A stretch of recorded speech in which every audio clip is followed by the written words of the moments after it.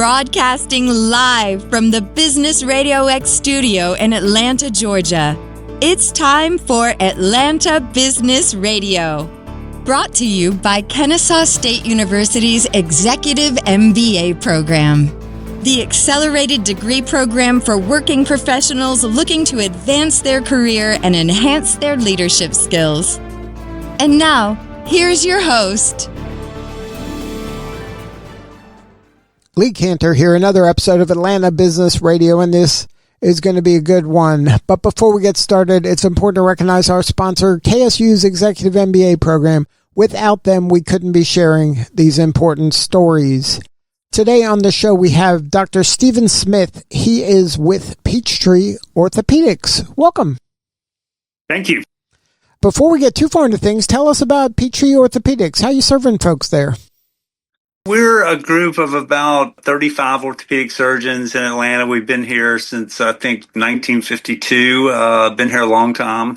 And we do every area of orthopedic surgery, operate at Piedmont and Northside hospitals. We've got several different therapy centers around town, several different surgery centers around town. So we help serve Atlanta and the various orthopedic needs, whether it be hand or spine or ankles or feet or hips or knees. I'm a hip and knee specialist, so that's kind of my area.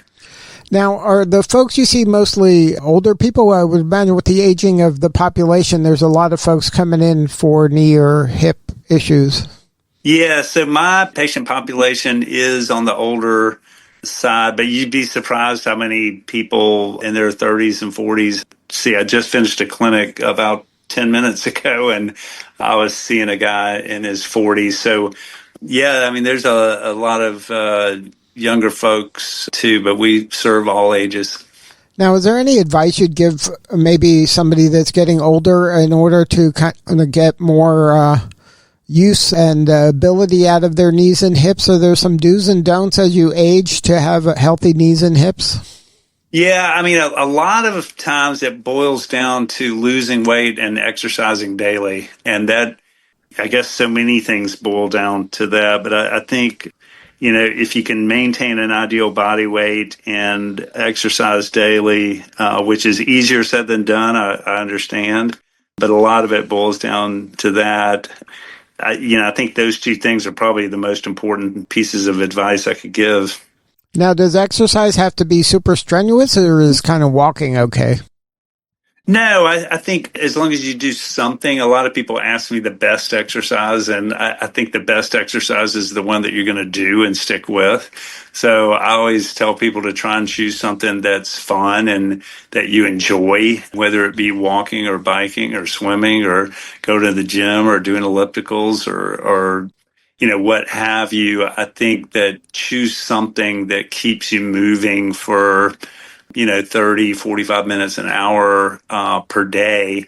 And that is going to be the thing that's best for you, is something that you'll stick with and actually do. And, I hear all the time things like stationary biking and ellipticals are so boring, but, you can plug in your phone and watch Netflix or catch up with content, Instagram, movies, whatever have you. But choose something that's fun that you can do and stick with. Yeah, I think sometimes people overthink it, that it has to be so hard or difficult or, hitting personal bests. But there's something to be said of just showing up every day and doing something. I completely agree. And, once you get in that habit of exercising daily, when you don't exercise, you'll miss it. And I think it'll become a part of your life, and it helps you in so many things, not only physically but mentally. I think it's super, super helpful. I'm a big believer. Yeah, and don't you think that humans were meant to move? Like, we weren't meant to sit on a couch for 8 hours at a time. Correct. I think that's a fantastic point. And I see a lot of hip and knee arthritis, and people think, well, if I use it and I exercise more, I'm just going to wear it out quicker. And nothing could be farther than the truth. I mean, joints, whether it be a hip or a knee or shoulder or what have you, they love the movement. They say motion is lotion, and I think that's true. I think the movement is good. I mean, the joints were meant to move, and they respond well to that. Now, let's talk a little bit about the Peachtree Orthopedics Foundation. How did that come about? Yeah, so it came about because we wanted to kind of have a nonprofit wing of our group that could pay for charity work that we've been doing in Haiti and Nicaragua and Honduras. It also helps to cover research efforts that we're involved with, and some various programs that we're involved with. We do a program at Morehouse Medical School that helps some financially disadvantaged students gain access to orthopedic internships and fellowships. So we do a lot of things with the foundation, and it's just an avenue that people can contribute, and we can do a lot of cool things with. So how did that come about from the practice standpoint? Like you said, there's 36 or so kind of doctors as part of your practice. How do you all decide, okay, we're going to go to Honduras or we're going to support Morehouse? Like how do those decisions get made? Yeah, so it's been a part of our fabric as a group really since the 50s. One of our founding partners would go to Haiti every year and developed a lot of good relationships there. And so really since the early 50s, our group has been sending 2 or 3 groups per year to Haiti to do work. And then I don't know if you follow the situation in Haiti, but it has become incredibly bad with the gang violence and really the breakdown of the government there over the past 2 to 3 years. And Haiti has become pretty impossible to do anything in because I think they've only got one functioning hospital now in Port-au-Prince, and it has sadly become a place where you really can't get a lot done, and it's super dangerous to even go there now. So that actually has been happening in Haiti probably for the past decade or so. And so I actually started doing some work in Nicaragua and then Honduras and have developed a relationship there with some medical professionals in Honduras. And so we've kind of morphed our efforts from Haiti to Honduras. And now, I do 2 trips a year where we'll go down there and do 30 to 40 knee replacements in about 3 or 4 days for deserving people in Honduras. So it's been a tremendously rewarding effort, and we are trying to make that sustainable through, each partner in my group actually has agreed to donate a percentage of their salary every year to the foundation so that we can fund those trips and make it sustainable, hopefully for a long time in the future.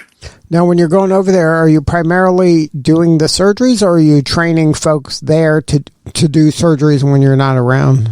Yeah, so we do both. We do all the surgeries, but we have fellows down there that also learn with us. So we're teaching the Honduran surgeons to do the surgery. The problem in Honduras and many developing countries is that they just can't afford the implants, the actual implants that you do in a lot of orthopedic surgery where you're replacing a hip or replacing a knee. The implants can run, $5,000 just for the implants.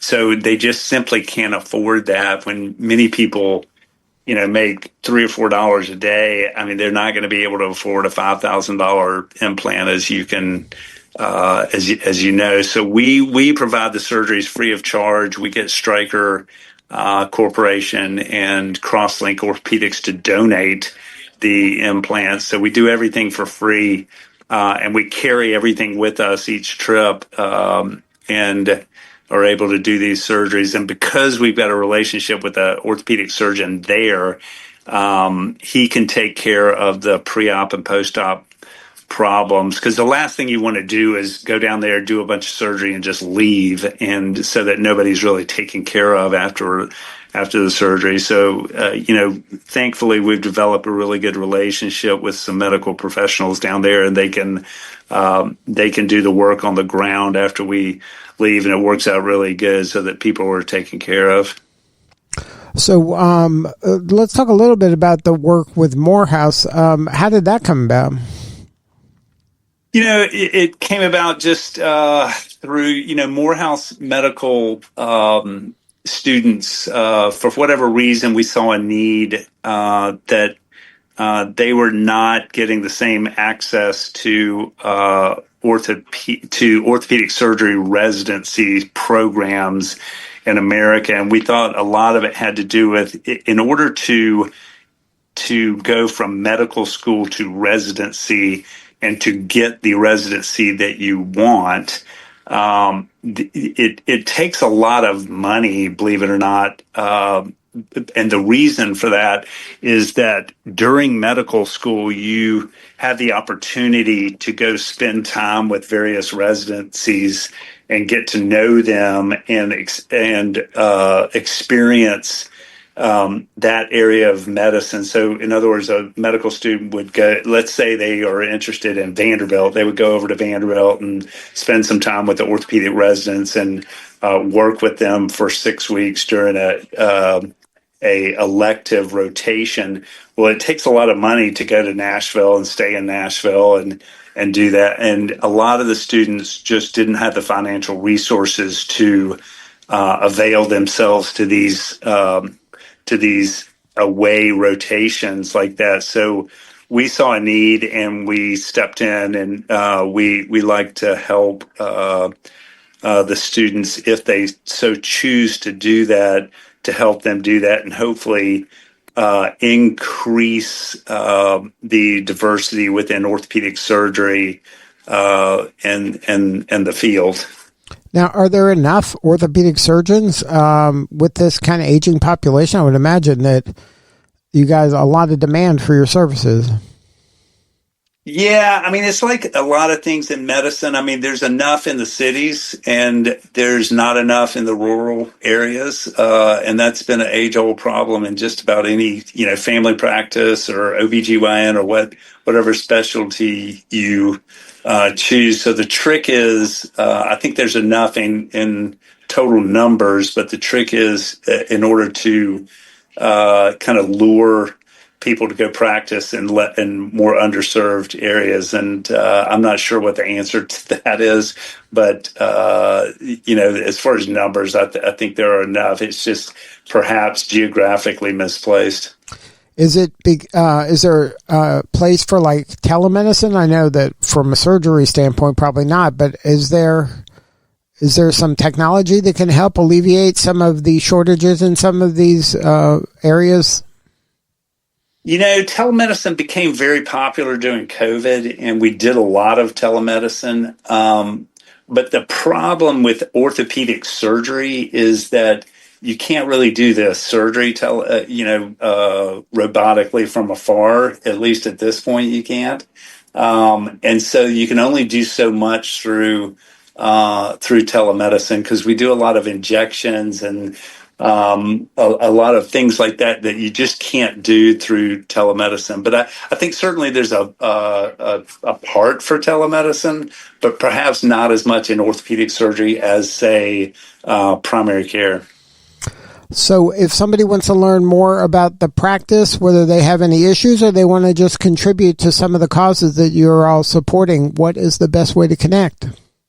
Yeah, so just look up, just Google Peachtree Orthopedics. I think it's pocatlanta.com, and you'll see information on the foundation and our group. So yeah, anything is appreciated for sure. Well, Stephen, thank you so much for sharing your story today. You're doing such important work, and we appreciate you. Absolutely. All right, this is Lee Kantor. We'll see you all next time on Atlanta Business Radio.